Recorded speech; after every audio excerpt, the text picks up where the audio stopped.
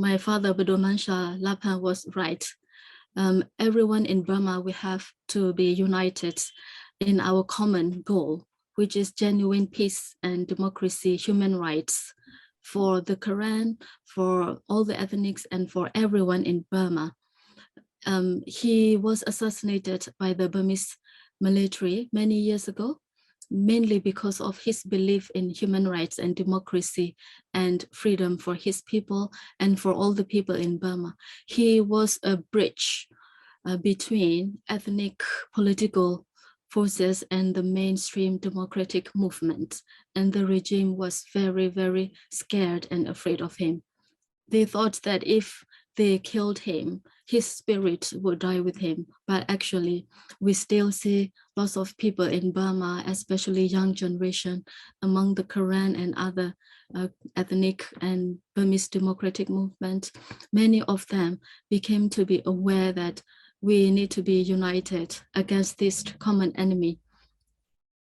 We have to work together to have genuine peace and a situation where it guarantees political autonomy for ethnic people to have equal opportunity, fairness, and justice for everyone.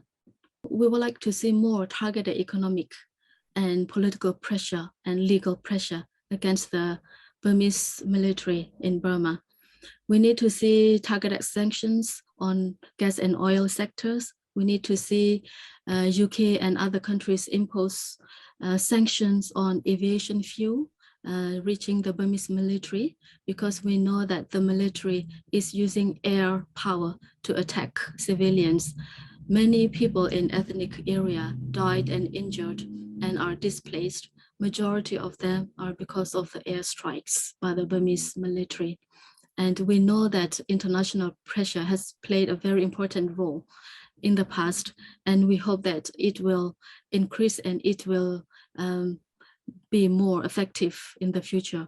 We need to see countries like Russia, China, India, Belarus, Pakistan, Singapore, and other countries to stop arms sales to the Burmese military. And we need to see other countries to stop their military cooperation with the Burmese military.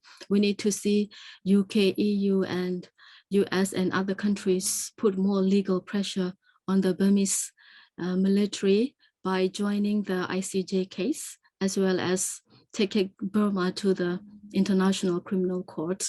And we need to see governments around the world not to legitimize the Burmese military. And we need to see more humanitarian aid for the people in Burma. Hold the EU sanctions on MOGE and on gas revenue. And we will see more consequences in a later date, but we can already see that it supports the movement inside Burma because of so many sides of pressures from different directions. The Burmese military is still struggling, and even though they've been in power through the coup for over a year, but they still cannot hold the country together, and they're still struggling to survive. So we just need to see more international pressure on the regime to stop the Burmese military human rights violations against the people in Burma, and to have a genuine democracy and peace in the country. Yes, we need to see this military to go and then to leave the politics for good. There is no place for Burmese military in Burma if we want to see genuine peace and development in the country. And we need international support for this. We appreciate some of the support, and we need to see more support, especially countries like Russia, China, and ASEAN or other neighboring countries. We need to see more support for the people in Burma. We need to see arms embargo from many of these countries. We need to see targeted economic sanctions on gas and oil sectors. And we need to see financial support for humanitarian aid and for grassroots organizations who document the human rights violations by the Burmese military and who are working so hard on the ground to save life. Yeah, we have always been calling for targeted economic sanctions on gas and oil sectors, gems and timbers, sanctions that will hit the military. And we have seen some countries imposing sanctions on companies not to invest through the Burmese military companies. And we have also seen people in Burma boycotting Burmese military companies. We're not calling for overall sanction that will hit the people in Burma. For example, in the garment industry, and we would like to see more targeted sanctions from international community. We've seen some, but not enough.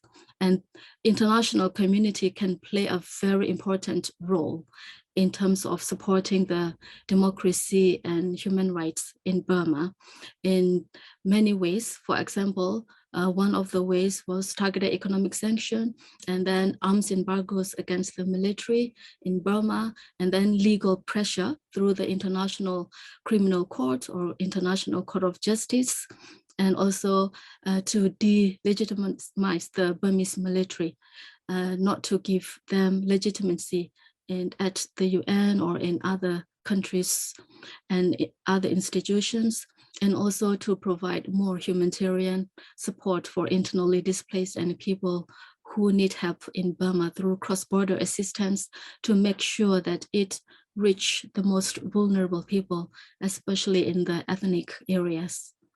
People in Burma can be united through diversity, and we have to remember that the root causes of the problem in Burma is the military, the Burmese military. For so many decades, the Burmese military have played divide and rule policy against the democratic opposition, against the ethnic forces. And we have to remember that together we can make a difference and we can reach our goal, which is genuine peace and development for the people. And one of the things that the international community failed to understand is that throughout the history in Burma, the military dictatorship is practicing Burmanization policy against the other ethnic people in Burma. And as long as the regime is in power, as long as the military is controlling the country, and as long as the central governments, whether democratic government or military dictatorship, if they fail to accept Burma as multi-ethnic and multi-religion countries, there will always be problems in the country. That's why it is so important for international community to understand that Burma is a multi-ethnic country and multi-religion country. Everyone have to have equal opportunity and justice and fairness. Until then, we people in Burma have to work hard, have to hold hands together, and we have to be united against the common enemy, which is the Burmese military. We really appreciate humanitarian support from the international community. And I know it's very effective because myself, I used to live in a refugee camp on Thai-Burma border. I knew well that through aid from the EU and UK and other countries that we got basic food supplies and medical supplies, and I survived, and many people from Burma survived through international aid. So this is really, really important that international community continue to provide humanitarian aid for the people in Burma and to increase humanitarian aid as well, and to work with grassroots community organizations who get aid from neighboring countries, go back to Burma and deliver aid to the people who are really in need. And we are very concerned and alarmed by the fact that many international organizations, including government agencies, UN agencies, they have so much restriction on how aid are being delivered and the reporting requirements. And it has become a big burden for grassroots organization who has very limited capacity and resources to deal with this kind of requirement. So we would like to see these kind of restrictions being relaxed and reduced so that grassroots organization like Korean Women's Organization, Korean Peace Corps Network, and other grassroots organization in ethnic area can have access to this kind of life-saving aid. We've been working with other organizations around the world and with grassroots organization on Thai-Burma border and other border areas.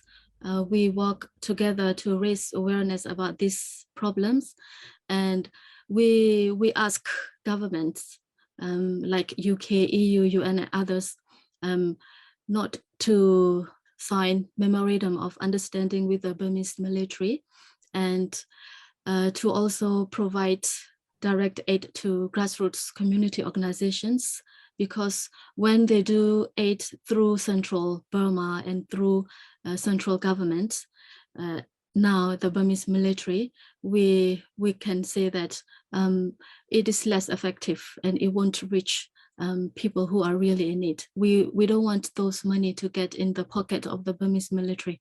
We want the money to be effective and to reach the most vulnerable people in different ethnic areas through cross-border assistance.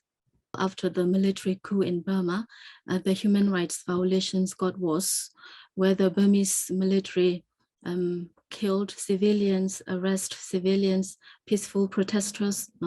Over 1,600 people have been killed since last year coup, and over 8,000 people have been arrested.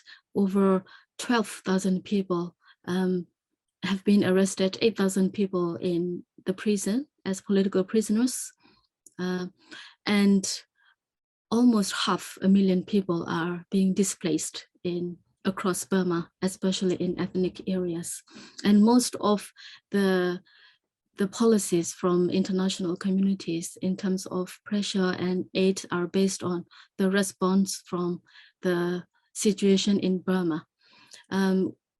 We need to see more pressure, we need to see more aid, and we need to see more support, not just from the Western countries, but also ASEAN countries in many ways.